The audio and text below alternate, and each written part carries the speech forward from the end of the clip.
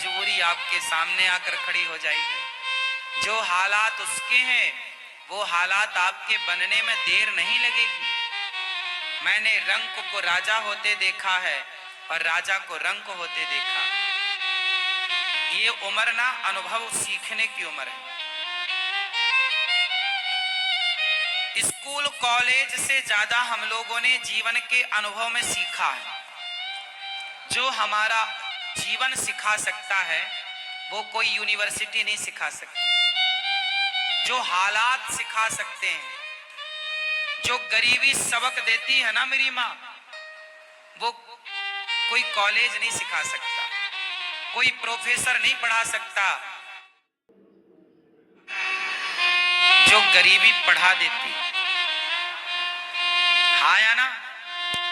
इसलिए ईश्वर ने ये गरीबी बनाई है। समय तो सबका बदलता है। राम अयोध्या के राजमहलों में रहने वाले, पर समय बदला तो नंगे पांव जंगल जाना पड़ा। गुलाब की पंखुड़ियों पर चलने वाली माता सीता, समय बदला तो जंगल की लकड़ियों को काटना पड़ा। लव कुश को अकेले पाल पोस कर बड़ा करना पड़ा। हालात क्या नहीं कराते, मजबूरी क्या नहीं कराती, समय क्या नहीं कराता। इसलिए समय का दुरुपयोग ना करो, सीखो। हर दिन हमें कुछ सीखना चाहिए, हर समय हमें सीखते रहना चाहिए, लोगों का अनुभव लेते रहना चाहिए। एक उम्र का अनुभव होता है साहब। जो ज्ञान 40 साल के आदमी को है, वो ज्ञान 20 साल 25 साल के लड़के को हो ही नहीं सकता, वो कितना भी पढ़ ले। मैं अनुभव की बात कर रहा हूं, डिग्रियों की नहीं। कि अनुभव जो है वो एक टाइम के साथ आता है, एक समय के साथ आता है।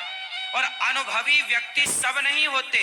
याद रखना, उम्र बढ़ना अलग है और अनुभव बढ़ना अलग है। जरूरी नहीं है कि आपकी उम्र बढ़ रही है तो अनुभव बढ़े। कुछ लोगों की उम्र तो बढ़ती है, अनुभव नहीं बढ़ता। अनुभव किनका बढ़ता है? जो हर हालात से गुजरते हैं, जो हालातों से गुजरे ही नहीं, उनका अनुभव तो जो 2015 में था वही 2024 में है।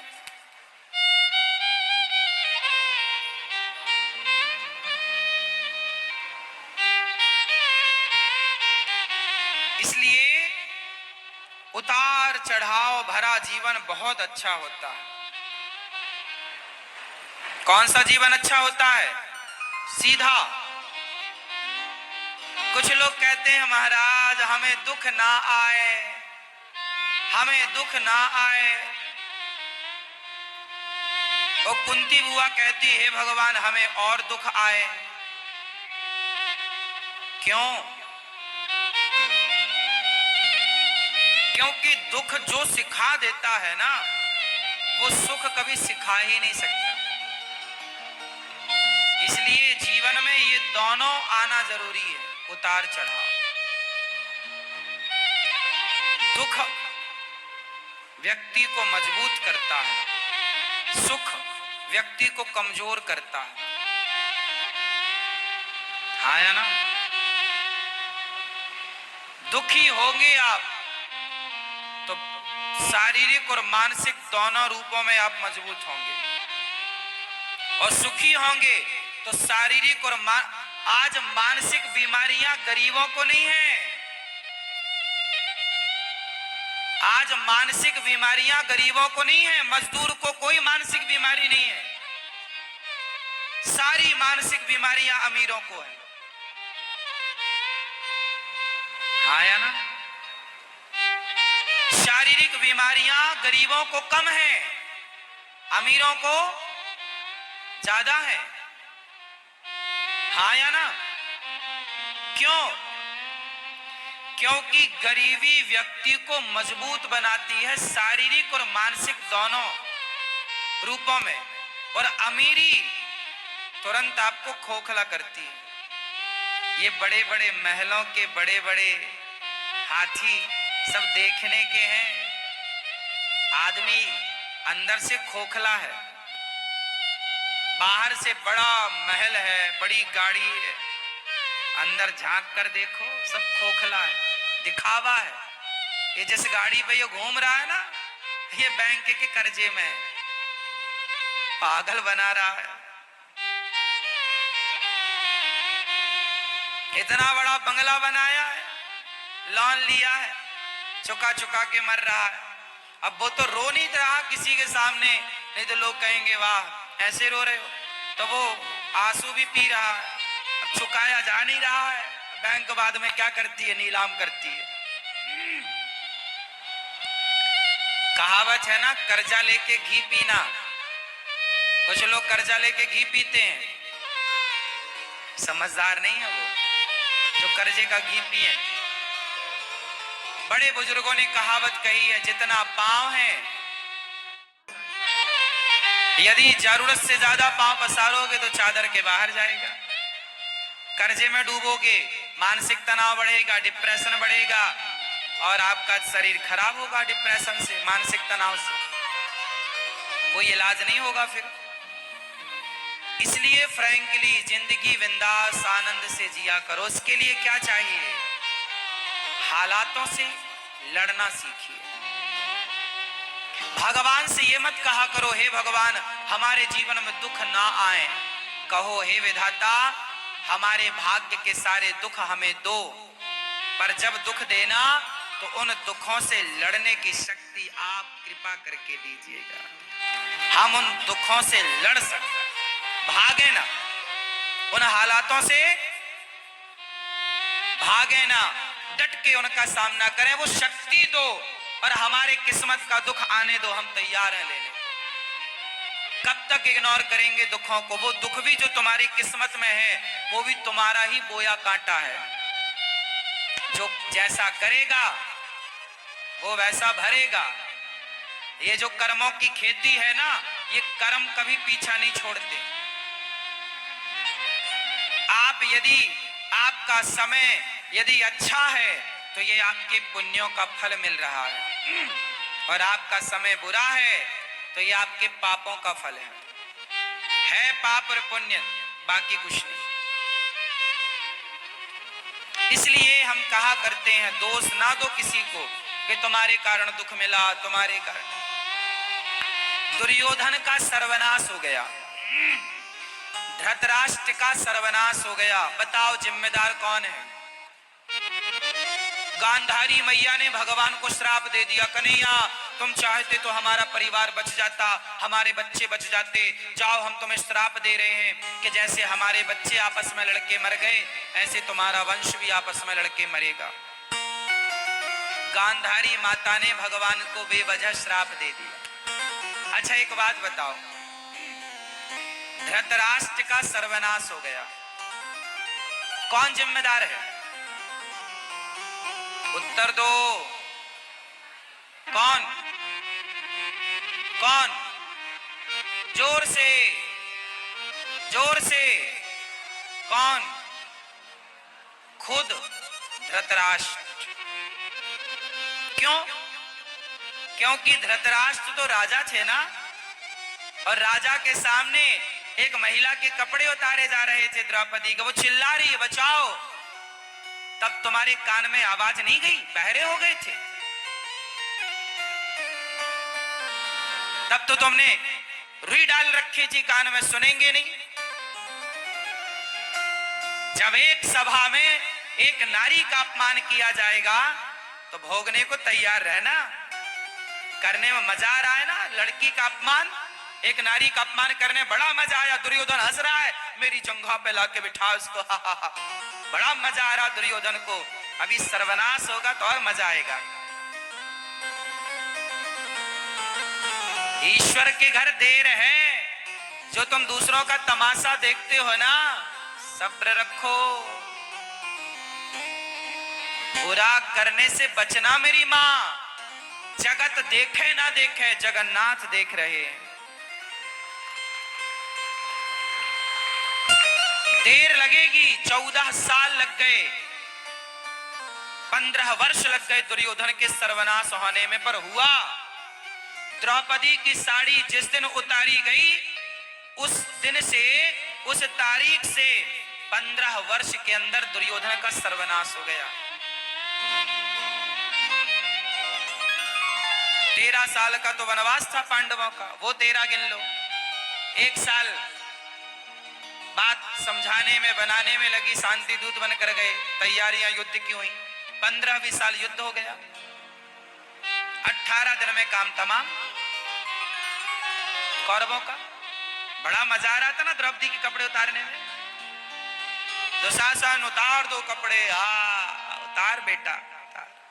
जब ईश्वर तेरे उतारेंगे तब अक्कल आएगी।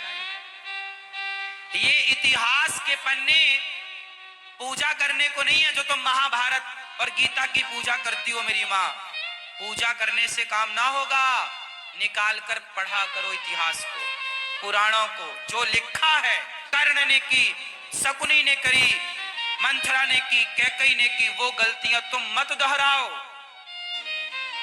वो गलतियां दोहराओगे तो फिर तुम्हारे जीवन में एक महाभारत खड़ा होगा। ये इतिहास सबक है, सिखा रहा है गलती ना करना। आजकल के लड़के क्या कर रहे हैं, लड़कियों को कुछ लड़के छेड़ रहे हैं। इन लड़कों को जरा बताओ कि रावण ने छेड़ी थी, सर्वनाश हो गया। तुम्हारी औकात क्या रावण से ज्यादा है? इतिहास से तुमने कुछ सीखा नहीं?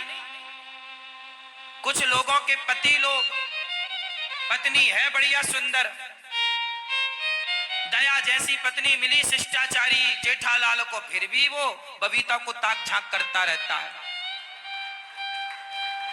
समझाओ जेठालाल को।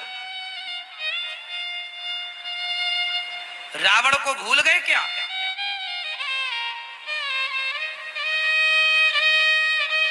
जो अपनी पत्नी को छोड़कर दूसरी की औरत ताक झांक करे, ऐसे लोगों को रावण के बारे में सुनना चाहिए कि रावण भी अपनी मंदोदरी को छोड़कर और पराई औरत को उठा के ले आया।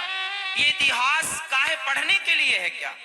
पूजा करने के लिए है क्या? अरे समझने के लिए है कि भाई जो गलती रावण ने करी वो हम ना करें, जो गलती दुर्योधन ने करी वो हम ना करें,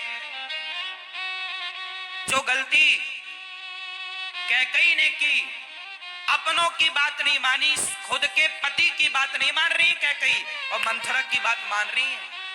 जो स्त्रियां अपने पति की बात ना मानकर गैरों की बात मानेंगी तो तुम्हारा घर बर्बाद होगा, कोई नहीं रोक सकता। ये इतिहास सिखा रहा है। तुम बहरी बनी रहो तो हम क्या करें? तुम अंधे बने रहो तो हम क्या करें? ये शास्त्र दर्पण है। शास्त्र क्या है? दर्पण। देख लो, जिसने जैसा किया वैसा मिला कि नहीं, तो तुम किस खेत की मूली हो? तुम्हारे जैसे कितने संसार में आए चले गए। रावण जैसों की सत्ता ना रह गई, रावण जैसों की लंका जल गई, तो तुम्हारे घर तो माटी के हैं। भगवान की लाठी जब चलेगी ना, हाँ, जब नाश मनुज पर छाता है, पहले विवेक मर जाता है। इसलिए कहता हूं अति ना करो, किसी को सताओ ना, किसी को परेशान ना करो, क्योंकि कोई ना देखे पर परमात्मा तो हर क्षण देख रहे हैं।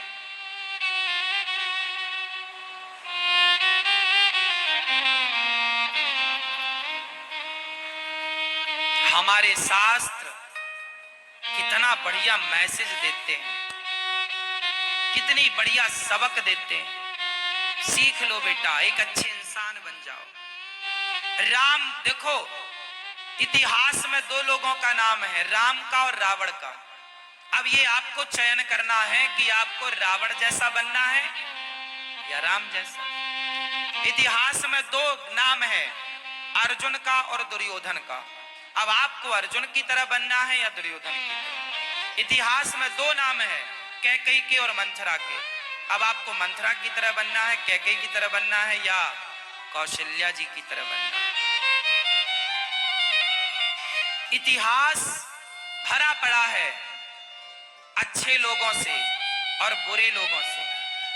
ये इतिहास चाणक्य से भरा पड़ा है, चंद्रगुप्त मौर्य से भरा पड़ा है। ये चाणक्य, ये इतिहास आक्रांता, अकबर, हुमायूं और बाबर जैसे लोगों से भरा पड़ा है। अब ये तो आपको डिसाइड करना है कि आपको बनना क्या है, अकबर बनना है, बाबर बनना है या महाराणा प्रताप, शिवाजी बनना है। ये तो आपका निर्णय होगा।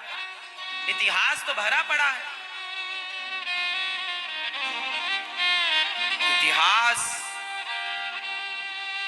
बहुत कुछ कह रहा है, तुम ना समझो। इतिहास की भाषा कैसी है?